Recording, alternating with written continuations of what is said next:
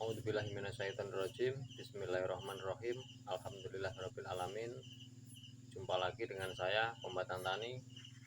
Pada kesempatan hari ini saya hanya akan menyampaikan berdasarkan analisa saya faktor kegagalan khususnya bagi para petani pemula ya. Jadi saya melihat banyak hal faktor kegagalan dari petani pemula ya, khususnya untuk pemula, karena kalau bagi teman-teman yang sudah senior yang memang sudah berkecimpung di dunia pertanian, saya rasa sudah cukup banyak menguasai hal-hal yang signifikan ya. Jadi gini teman-teman ya, ada beberapa hal yang menyebabkan itu petani pemula itu mengalami kegagalan dalam berbudidaya, khususnya dalam berbudidaya pertanian. Ini untuk petani pemula ini banyak sekali hambatannya atau kegagalannya ya. Sebenarnya kalau saya amati itu faktor kegagalan yang paling dominan itu ada beberapa poin-poin penting ya. Jadi sebelum kita masuk ke pembahasan teman-teman ya, bagi teman-teman yang sudah subscribe ke channel saya ucapkan banyak terima kasih. Semoga Anda selalu diberikan kesehatan, rezeki yang barokah, dan tambah banyak. Pada teman-teman yang belum subscribe ke channel saya, jika video-video saya bermanfaat, jangan lupa subscribe-nya dan bagikan pada orang lain.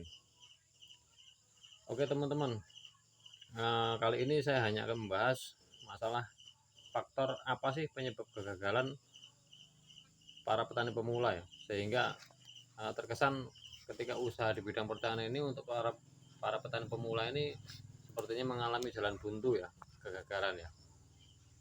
Jadi untuk faktor yang pertama ini sebenarnya untuk para petani pemula ini terkesan kurang mampu membaca peluang ya. Artinya kurang membaca peluang itu begini, misalnya nih ada satu teman atau tetangganya atau temannya yang berhasil nanam cabai, berhasil nanam tomat atau dan yang lainnya.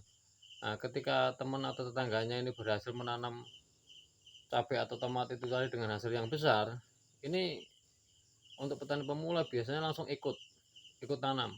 Nah, padahal untuk pemahaman atau keilmuannya dalam bidang pertanian itu belum cukup ya, belum mampu. Jadi terkesan memburu keinginan tanpa ada dasar ya. Jadi penguasaannya belum maksimal, udah turun langsung di dunia yang belum dikuasainya, di dunia usaha yang belum dikuasainya ya.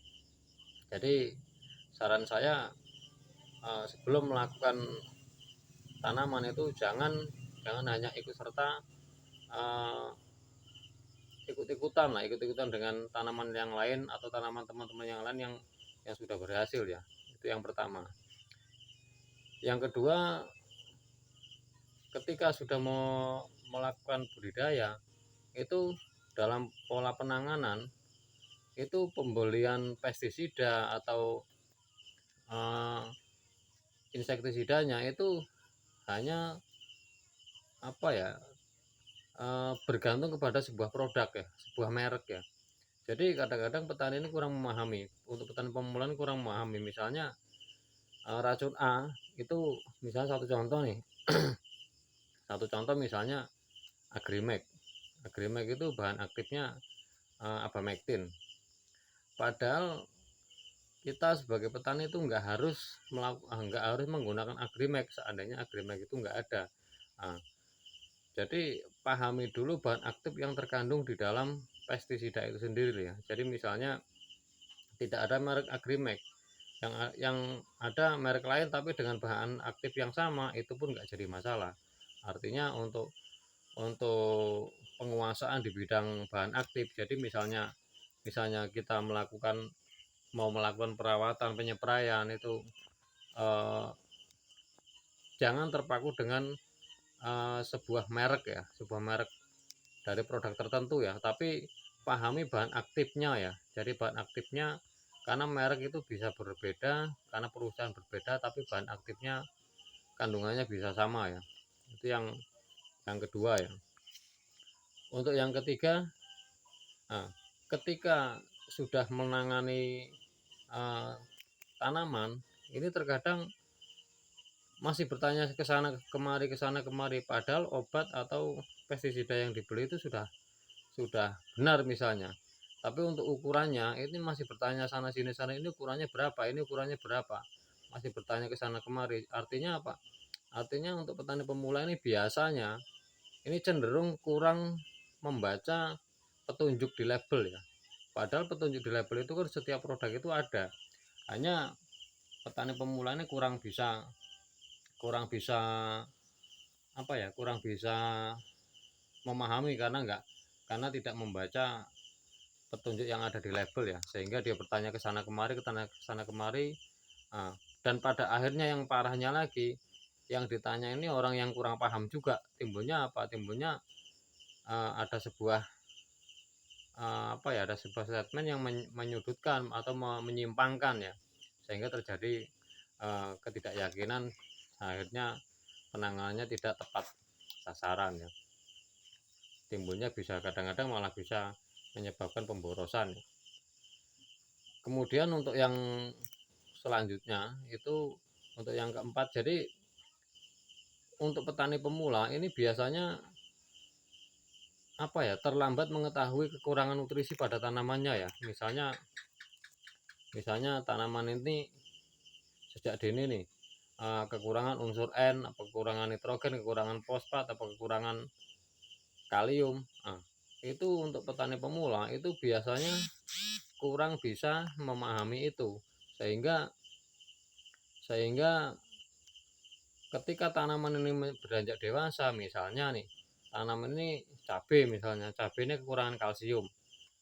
Cabai kekurangan kalsium ini kalau kita tidak bisa mencermati dari awal sejak dini, ini ketika terjadi pembungaan atau pembuahan itu berpotensi sekali buahnya rontok ya.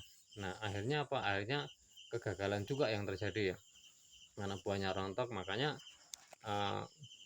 untuk petani pemula ini saran saya pahami juga mengenai unsur-unsur NPK. Jadi kekurangan-kekurangan apa yang terjadi pada tanaman itu bisa diketahui sejak dini, sehingga tidak terjadi faktor kegagalan di produksinya ya. Jadi misalnya kayak kekurangan kalsium itu tadi ya. Buat teman-teman yang ingin tahu tanda-tanda kekurangan kalsium, itu ada di video saya kemarin ya. Di video saya sebelumnya itu ada tanda-tanda kekurangan kalsium ya.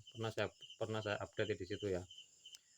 Kemudian untuk berikutnya, untuk para petani pemula ini biasanya terlambat dalam menangani hama dan penyakit ya. Karena berdasarkan pemahaman atau pengalaman yang minim, petani pemula ini sering sekali terlambat menangani hama dan penyakit ya. Karena misalnya ada serangan ulat, sementara serangan ulat ini teman-teman ini yang untuk pemula ini hanya mengandalkan bertanya ke sana kemari, timbulnya beli obat, beli ini, beli itu. Kemudian obat yang diaplikasikan pun tidak tepat sasaran, jadi sehingga timbulnya pemborosan. Jadi untuk teman-teman petani pemula saya sarankan ya, sebelum teman-teman melakukan budidaya itu pahami dulu bahan aktif, pahami dulu unsur-unsur nutrisi, pupuk dan sebagainya. Jadi ketika terjadi serangan atau ketika terjadi hambatan dalam budidaya, itu teman-teman bisa dengan mudah melakukan penanganan, dan penanganan itu tepat guna ya. Ketika kita sudah paham dalam budidaya, penanganan kita akan tepat guna, itu juga akan mempengaruhi terhadap modal ya. Jadi dengan sekali kita beli pestisida atau insektisida misalnya, kita dengan